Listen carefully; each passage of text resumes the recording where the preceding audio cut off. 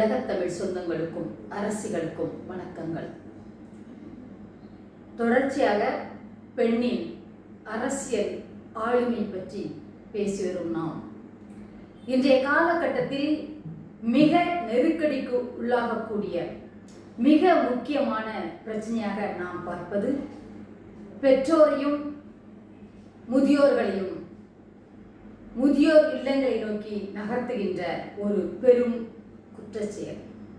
அதாவது நம்மை வளர்த்து ஆளாக்கி நமக்கு அனைத்து விதமான காரியங்களையும் செய்து நம்முடைய முதிர் பருவம் வரை அவர்கள் தள்ளாடும் வரை நம்மோடு நிற்கக்கூடிய பெற்றோரை நாம் இன்று முதியோர் இல்லங்களுக்கு அனுப்பக்கூடிய நிலை வந்ததன் காரணம் என்ன?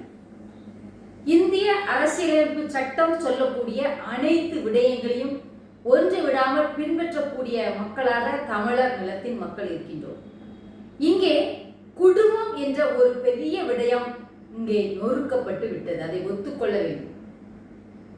மக்கள் தொகை பெருக்கத்தின் காரணமாக 2 குழந்தைகள் மட்டுமே பெற்றுக்கொள்ள வேண்டும், அதுதான் ஆரோக்கியமான நிலை என்பதை மக்களுக்கு சொல்லி அதை அவர்கள் மீது திணித்து நாம் அதை பின்பற்றி அதன் வழியில் நடக்க தொடங்கினோம். ஆனால் பின் விளைவுகள் எவ்வாறாக மாறி போயின?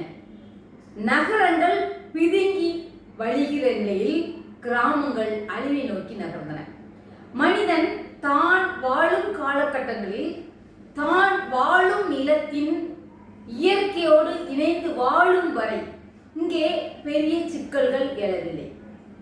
இது காலச்சக்கரத்தின் வேகமான இந்த சுழற்சியில் அடுத்தவர்களைப் போல நாமும் வாழ வேண்டும் என்று மிக தீவிரமாக முனைப்போடு செயல்படக்கூடிய பல விடயங்களில் பிள்ளை வளர்ப்பும் ஒன்றாக இருக்கின்றது. பெற்றோர்கள் தாங்கள் பெற்ற பிள்ளைகளை வீட்டின் நிலை அறிவித்து நிலை தெரிந்து வளர்ப்பதை தவிர்க்கின்றோம். நான் படுகிற கஷ்டம் என் பிள்ளைக்கு வரக்கூடாது என்று ஒரு தாயும் தகப்பனும் நினைப்பது சரி என்ற போதிலும் இந்த உலக வாழ்க்கை மனிதனுடைய வாழ்வியலில் எவ்வாறான சிக்கல்கள் எல்லாம் வரும் என்பதை வருங்கால சந்ததிகளுக்கு தெரிவிக்காமல் வளர்த்து விடுகிறோம். அதன் விளைவுதான் தன் தகப்பனும் தாயும் எவ்வளவு கடினப்பட்டு நம்மை வளர்க்கிறார்கள் என்பதை அறியாத அந்த பிள்ளைகள் ஒரு குறிப்பிட்ட காலங்கள் வரை தகப்பனையும் தாயையும் பயன்படுத்தி கொண்டு அவர்களை உறிஞ்சி சாப்பிட்டு விட்டு அவர்களை வீதியில் விட்டு விடுகிறார்கள். என்னவென்றால் தான் வளர்க்கும் நாய்க்குட்டியின் மீது காட்டும் பாசத்தை கூட தன்னை பெற்றவர்கள் மீது காட்டுவது இல்லை. இதில் நீங்கள் பார்க்கலாம், இது கிராமங்களில் தனியாக ஒரு பாட்டி வாழ்வார், தனியாக ஒரு குடிசையில், தனியாக ஒரு ஓட்டு வீட்டில், ஒரு இன்னைக்கு தனியாக ஒரு பெரிய பெரிய மாட மாளிகையில் ஒரு பாட்டி வாழ்கிறார். அந்த காலகட்டம் எப்படி இருந்தது என்றால் 5-6 குழந்தைகள் இருந்தன. ஏதாவது ஒரு குழந்தை தாயோடும் தகப்பனோடும் தங்கியிருந்தது, தாயையும் தகப்பனையும் கவனித்துக் கொண்டது. ஆனால் இன்று ஒரு குழந்தை தாயையும் தகப்பனையும் கவனிக்கிறது என்றாலே அந்த அம்மா அப்பாவிடம் ஏதாவது சொத்து இருக்கிறதா என்று பார்க்கிறது. அந்த சொத்து அம்மா அப்பாவை விட்டு இவர்கள் பேருக்கு வந்தவுடன் அந்த தாயை தகப்பனை இவர்கள் துரத்தி விடுகிறார்கள். அப்படி என்றால் நிலையில்லாத செல்வத்தின் மீது இருக்கக்கூடிய ஈர்ப்பும் அதன் அடைய வேண்டும் என்ற வெறியும் தன்னை பெற்று வளர்த்த தாய் தந்தையை பேண வேண்டும் என்ற இடத்தில் இவர்களுக்கு இல்லை.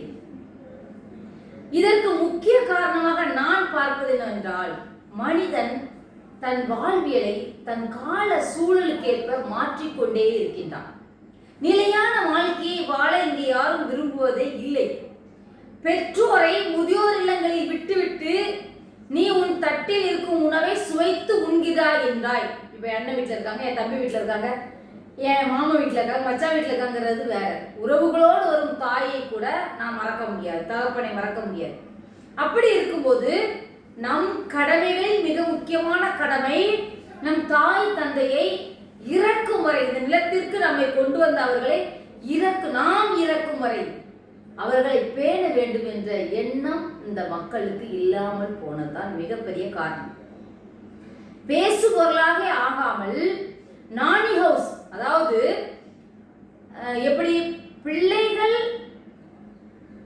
வெளியே சென்று படித்து பட்டம் பெற்று வேலைகளுக்காக அயல் நாடுகளுக்கு செல்வது போல தாய் தந்தை இன்று படித்து வேலை பார்த்து திருமணம் முடிந்து குழந்தைகளை பெற்று குழந்தைகளை வளர்த்து குழந்தைகளை ஆளாக்கி சொத்து சுகங்களை எல்லாம் பெருக்கி வைத்து நல்ல வீட்டில் திருமணம் முடித்து கொடுத்து நல்ல வீட்டில் பெண்ணை எடுத்து இறுதியில் அவர்கள் மேம்படுத்தப்பட்ட பணக்காரர்களாக மேம்படுத்தப்பட்ட முதியோர் இல்லங்கள், கொஞ்சம் நடுத்தர வர்க்கம் அதற்காக ஒரு முதியோர் இல்லங்கள், யாரும் பார்க்காத விடப்பட்ட அனாதைகளாக விடப்பட்ட முதியோர்களை பார்க்க கடைநிலையில் ஒரு முதியோர் இல்லம், இப்படி முதியோர் இல்லங்களின் படிமானங்கள் மாறி இருப்பதை இங்கே யாரும் கவனிப்பது இல்லை.